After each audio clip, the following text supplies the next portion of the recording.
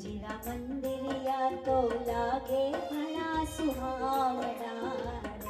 ओ प्रभु जी ना मंदिरिया तो लागे घना सुहावना रे। कब लगते हैं ठाकुर जी के दर्शन? कब प्यारे लगते हैं? मंदिर कब प्यारे लगते हैं? जब गुरु की कृपा, उनका मार्गदर्शन होता है, तब हम मंदिर जाते हैं, तब आनंद मिलता है। दर्शन करसो मैं लक्ष्मी रे नाथ रारे। ओ दर्शन करसा मैं लक्ष्मी रे नाथ रारे। हीरो पायो सतगुरु साथा रे नाम रो रे। ओ हीरो पायो सतगुरु साथा रे नाम रो रे। जय हो। बोलिए सतगुरुदेव की जय हो।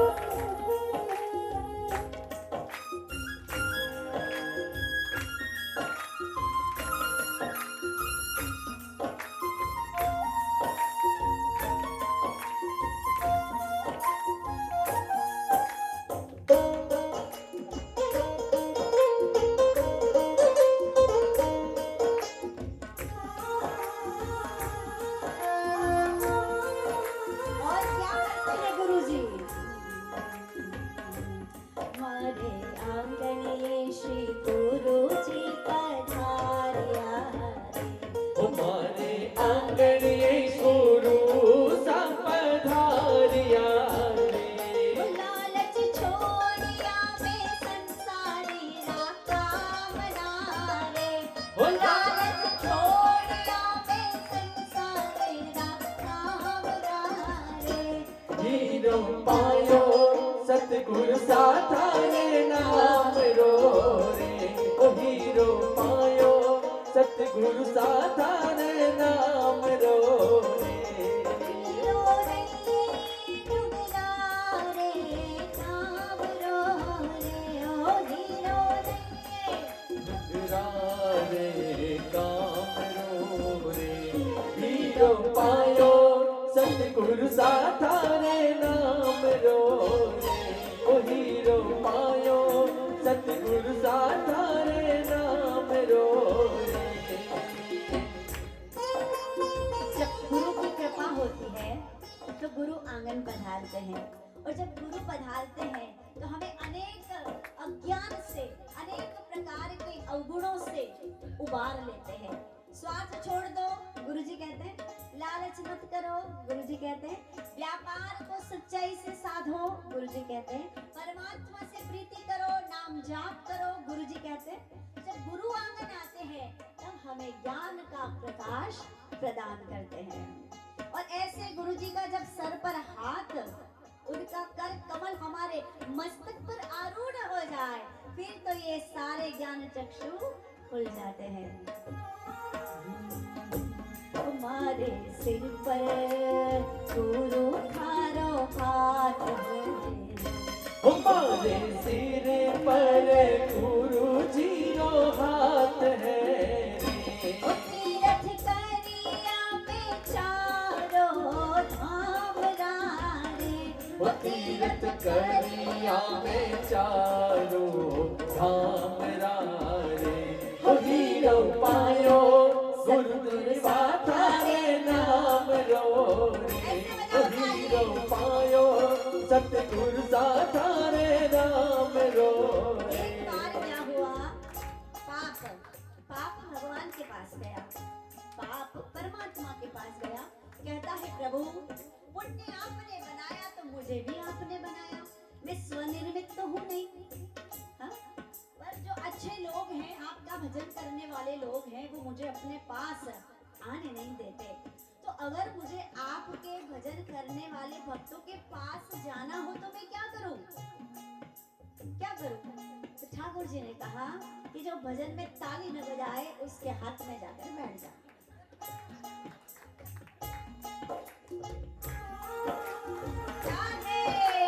सतगुरु भगवान की जय हो। आप बड़े समझदार हो।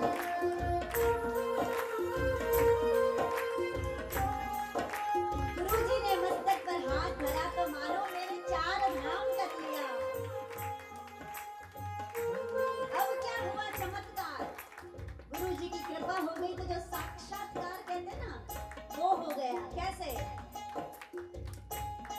गुरुजी धार का पूरी रे में तो मार का ओ गुरुजी द्वार का पूरी रे मार गाए मने सावरियों पीरो प्रभात मारे माने सांवरियों मिल है पर भात मारे ओ हीरो पायो सतगुरु साकारे नाम रो रे ओ हीरो पायो सतगुरु साकारे नाम रो रे ओ हीरो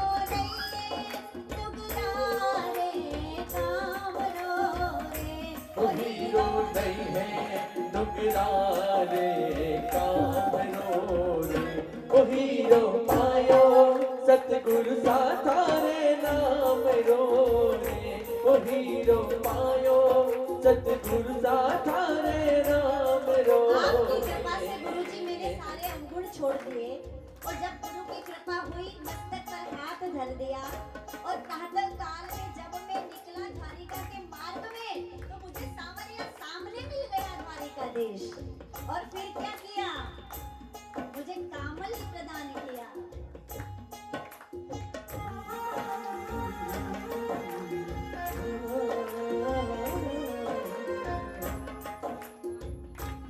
स्वामी वैराग नाथ जी रे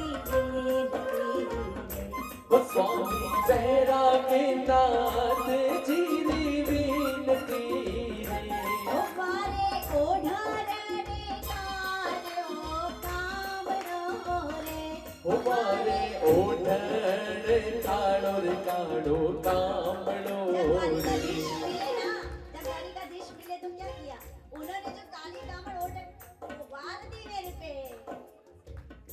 हमारे ओढ़ारे कारो कामड़ो हमारे ओढ़ काड़ो काड़ो कामड़ो रे हीरो पायो सतगुरु साकारा नाम रो रे हीरो पायो सतगुरु साकारे नाम रो रे हीरो पायो सतगुरु साकारे नाम रो रे हीरो पायो सतगुरु साकारे नाम रो रे हीरो पायो सतगुरु साकारे नाम रो रे हीरो पायो सतगुरु साकारे नाम रो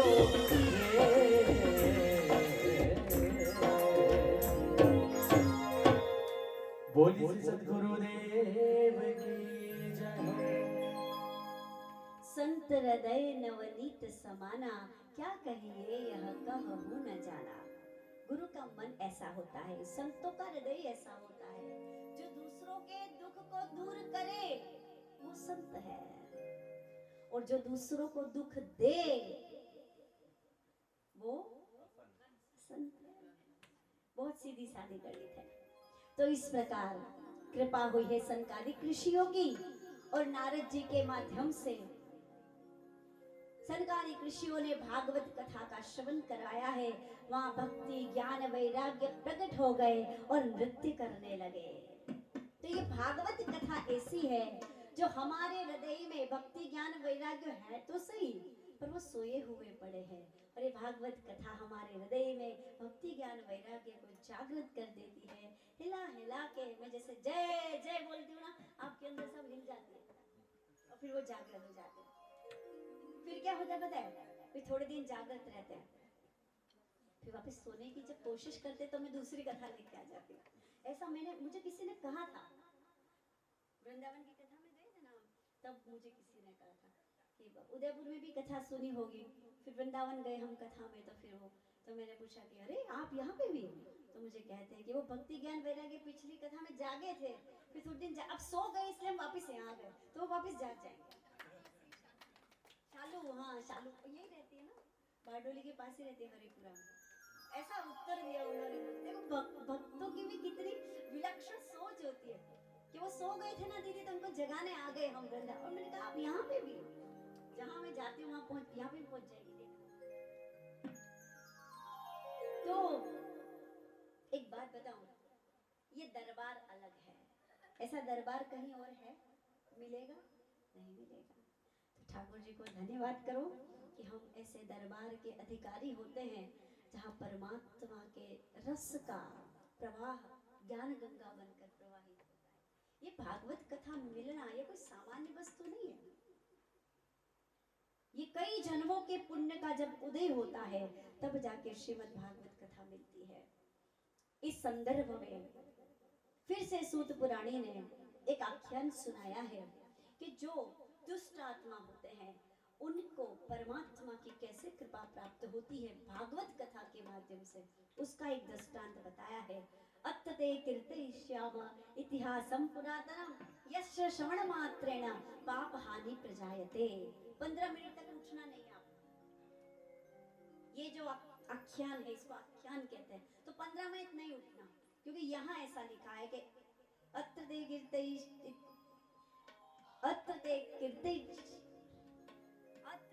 कीर्तयिष्याम इतिहासं पुरातनम यस्य श्रवण मात्रेण, ये आख्यान श्रवण करने से पाप हानि प्रजायते, मनुष्य अपने पापों से मुक्ति प्राप्त कर लेता है। तो 15 मिनट का ये है, आप सुनिए। तुंगभद्रा तटे दुर्गम आत्मदेव पुरे तस्मिन् सर्ववेद विशारदः श्रितमार्तेषु निश्रांतो द्वितीय इव भास्कर। आत्मदेव नाम का एक ब्राह्मण था, वो परम वेद विशारद था, इतना तेजस्वी, इतना यशस्वी, इतना कीर्तिवान कि द्वितीय इव भास्कर, लोग उसे द्वितीय भास्कर, दूसरा सूर्य कहते थे।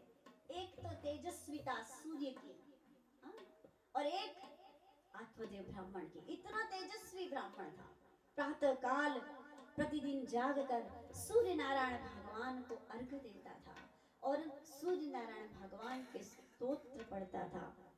आदिदेव नमस्तुभ्यं प्रसीद मम भास्कर, दीवाकर नमस्तुभ्यं प्रभाकर नमस्तुते, आदितस्य नमस्कारं ये कुर्वन्ति दिने दिने जन्मांतर सहस्रेषु दरिद्रम नोपजायते। सूर्य नारायण भगवान की उपासना करने से, उनके स्तोत्र पाठ करने से, उनका दर्शन देने से, उनको अर्घ्य देने से अखंड आयु की प्राप्त होती है, लंबी आयु की प्राप्त होती है, तंदुरुस्ती की प्राप्ति होती है।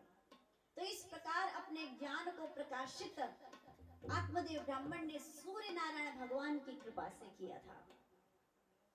उसकी पत्नी का नाम था धुंधुली। पत्नी का स्वभाव थोड़ा कठोर था। आत्मदेव ब्राह्मण परम सज्जन, पर पत्नी थोड़ी कठोर स्वभाव की। अब जैसे तैसे जीवन की गाड़ी चलती थी, कभी इधर झुक जाती, कभी इधर झुक जाती, कईयों की आदत होती है।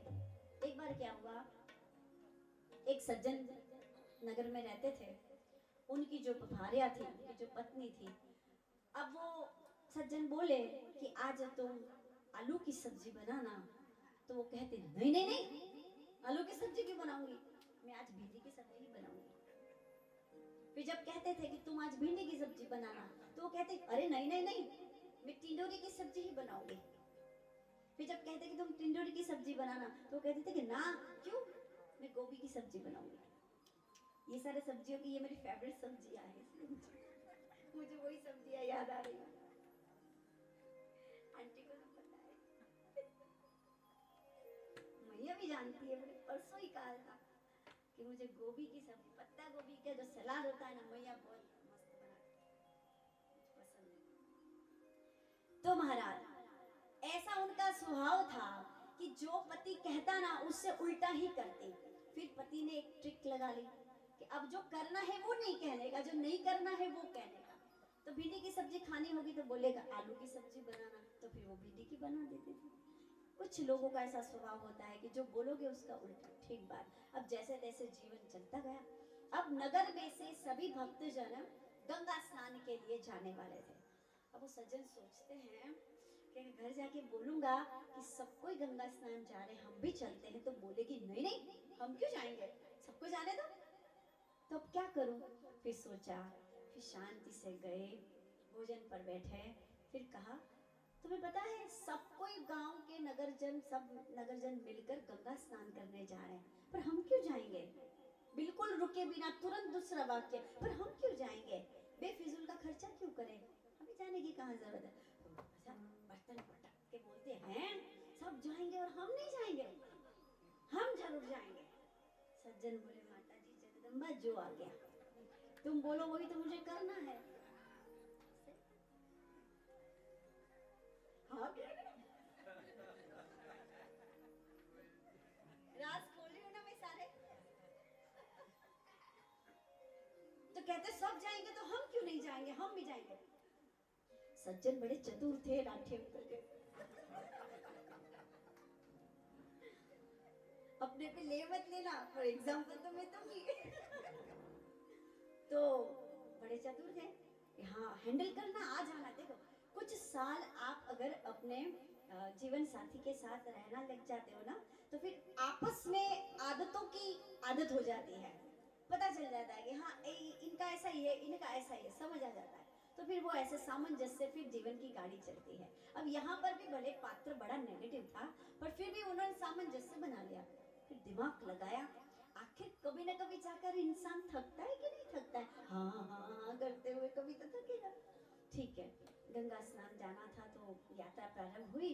भजन करते करते अब वो सज्जन ठाकुर जी को प्रार्थना करते, हे गंगा मैया मैंने जो सोचा है वो सफल करना, मुझे मेरी मनोकामना पूर्ण करना, मैंने जो सोचा है वो सफल करना। एक ही मंत्र बोल रहे कि जो मेरी मनोकामना पूर्ण, हे गंगा मैया मुझे सफलता देना, हे गंगा मैया मेरे मनोकामना पूर्ण करने में मुझे सहयोग करना। पहुंचे सभी कोई गंगा में स्नान करने उतरे। अब गंगा का प्रवाह तो थोड़ा प्रचंड है, तो साकर सब गए होंगे ना गंगा स्नान हरिद्वार में, तो वो साकरबंदी होती है ना, उसको पकड़ के ही स्नान करना रहता है। अब वो दोनों पति पत्नी स्नान करने के लिए उतरे हैं जल में। गंगा गुप्ता जी बता रहे हैं, तो स्नान करने उतरे गंगा में, सबको स्नान कर रहे हैं। दोनों ने सज्जन है जो उन्होंने भी साकर पकड़ के रखी है, वो माता जी ने भी साकर पकड़ के रखी है। अब वो सज्जन सोचते हैं कि ये सही है समय, यहाँ पर तीर मार दो अपना काम बन जाएगा। देखो चतुराई कैसी होनी चाहिए। तो वो कहते हैं, उनको पता है कि मैं बोलूंगा उसका उल्टा ही करेगी है, मैं कहूंगा वो तो करेगी नहीं।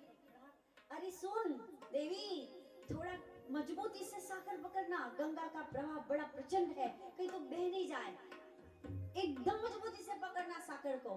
तो उसकी तो आदत पड़ी है, नहीं मैं क्यों आपकी बात मानूंगी, मैं क्यों मजबूती से पकड़ूंगी, ये छोड़ दी। साकर छोड़ दी तो हर हर गंगे,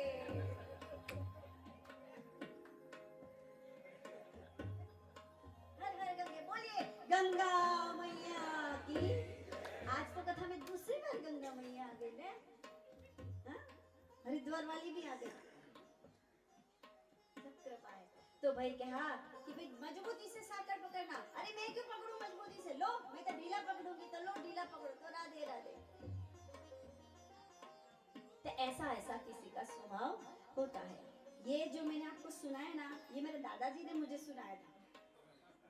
हाँ हमारे बचपन में, इससे भी छोटे छोटे थे तब हमने खूब ये सारी कथाएं बचपन में सुनी है। बड़े होके कुछ नहीं किया है, बड़े होके कुछ नहीं किया है, सब कुछ बचपन में ही सुना है और सब कुछ बचपन में ही पढ़ा है।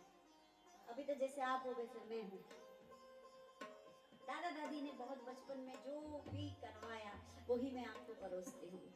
कभी दादाजी ने सुनाया, कभी दादी जी ने सुनाया, कभी पिताजी से सुना, कभी माँ से सुना, कभी बुआ से सुना, ऐसे ऐसे जब से तो वो सारे जो एक मोती है ना, वो मैंने फिर एक माला में पिरो दिए और वो माला में आपके लिए ले आती हूँ। એને કહેવાય ગુજરાતીમાં વીણેલા મોતી। શું કહેવાય? વીણેલા મોતી બડા બહુ કિંમતી હોય। અહીંથી એક વીણ્યો, ત્યાંથી એક વીણ્યો, ત્યાંથી એક વીણ્યો, વીણેલા મોતી બહુ કિંમતી હોય। उसकी माला बनाकर आप सभी भक्तों के लिए समर्पित। तो महाराज ये जो धुंधुली थी ये भी थोड़ी कठोर स्वभाव की थी। आत्मदेव ब्राह्मण के जीवन में एक ही तकलीफ थी कि उनको संतान न थी। बड़े ज्ञानी थे, पर एक तकलीफ ऐसी उनके हृदय में, उनके अपने जीवन से संतोष कभी प्राप्त न हुआ। सोचते थे आत्मदेव ब्राह्मण की संतान के बिना तो जीवन व्यर्थ है। तो आत्मदेव ब्राह्मण बहुत प्रयास किए पर संतान सुख न मिला। तो एक दिन चले गए फिर आत्मदेव ब्राह्मण जंगल में। वहां जाकर एक वृक्ष के नीचे नदी तट पर विराजित हो गए और आत्महत्या करने के बारे में सोचने लगे। अचानक वहां एक यति आए, महात्मा आए। उन्होंने कहा, कथम रोदिषे विप्र त्वं काते चिंतावलीयसे वदत्वं सत्वरम मह्यम सवस्य दुखस्य कारणम। क्या हुआ, क्यों रो रहे हो? बोले आत्महत्या करना चाहता हूँ, कारण संतान नहीं है मेरे, मुझे संतान चाहिए और बिना संतान के मुझे लगता है कि मेरा जीवन व्यर्थ है। बताइए, संतान सुख पाने के लिए मैं प्रयासरत हूँ और अगर मुझे न मिली संतान तो मैं अपने जीवन का त्याग कर दूंगा। यति जो महात्मा है वो विवेक बुद्धि धारण करने का मार्गदर्शन देते हैं। यति रुवाच, यति कहते हैं, मुच्चा ज्ञानम प्रजारूपम बलिष्ठा कर्मणो गति। हे विप्र, हे ब्राह्मण, तू बलपूर्वक अपने कर्म की गति को पलटने का प्रयास मत कर। जब हम अपने कर्मों की गति को बदलने का, पलटने का प्रयास करते हैं तो मुंह के बल गिरते हैं। हम सोचते हैं कि ये समस्या आने वाली है, इस समस्या को मैं ऐसे ऐसे ऐसे करके सुलझा दूं, पर अगर वो समस्या को आना है तो वो आके मानेगी। आप चाहे कितना प्रयास करो, आप और उलझ जाओगे उसको उल्टाने के चक्कर में। तो कहते हैं कि मुच्चा ज्ञानम प्रजारूपम बलिष्ठा कर्मणो गति। बलपूर्वक तो अपने कर्म की गति को बदलने का प्रयास मत कर। विवेकम तू समाज साध्य, वो विवेक आ गया जिस विवेक की बात शौनकादिक ऋषियों ने की है। विवेकम तू समाज साध्य, विवेकम तू समाज साध्य, विवेक को धारण कर। विवेक बताता है क्या करना और क्या नहीं करना। तो इस वक्त अगर तेरी समस्या है कि तेरे पास संतान नहीं है तो तू विवेक बुद्धि धारण कर, विषय आसक्ति को छोड़ दे और परमात्मा से अनुराग कर। छोड़ दे ये संसार भय वासना, संसार की इस वासना को छोड़ दे। तो भी नहीं माना, नहीं मुझे संतान चाहिए।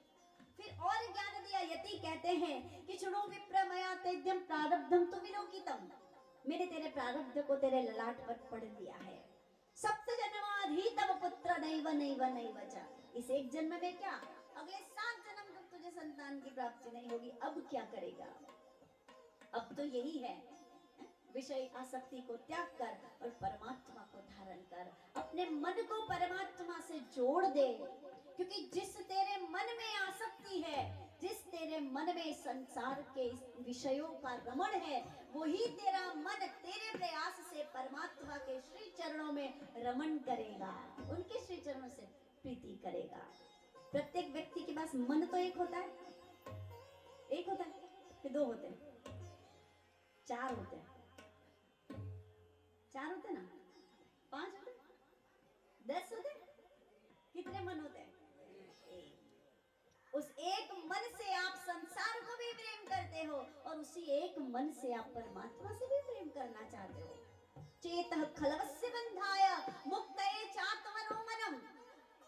जो मन आपको संसार से बांधता है वही मन, वो एक ही मन है, जो आपको संसार से मुक्त कर सकता है, मुक्त कर देता है।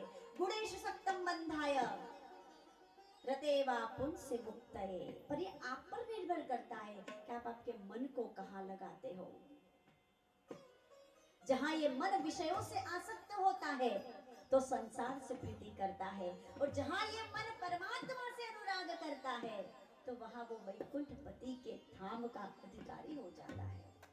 तो चाहिए कि मन को परमात्मा से प्रेम कराओ, परमात्मा से लगाओ।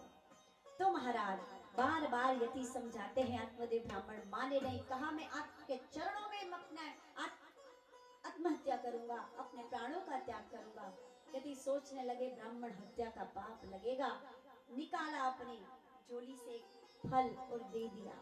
बोला ये अपनी पत्नी को खिला देना, तुझे संतान की प्राप्ति हो जाएगी, पर याद रखना ये संतान तुझे सुख से ज्यादा दुख देगा। अभी भी सोच ले, कुछ नहीं सोचा। धुंधली को जाकर फल दे दिया, कहा इसे पा लेना, तुम्हें संतान की प्राप्ति हो जाएगी। अब धुंधली थोड़े कर्कशा स्वभाव की थी, उसके मन में कई तर्क वितर्क प्रकट हो गए। मैं क्यों खाऊं, पता नहीं विषैला होगा, मुझे मारना चाहते होंगे, न जाने क्या बुद्धि होगी, दूसरा विवाह करना होगा। धुंधली का अर्थ होता है तर्क बुद्धि।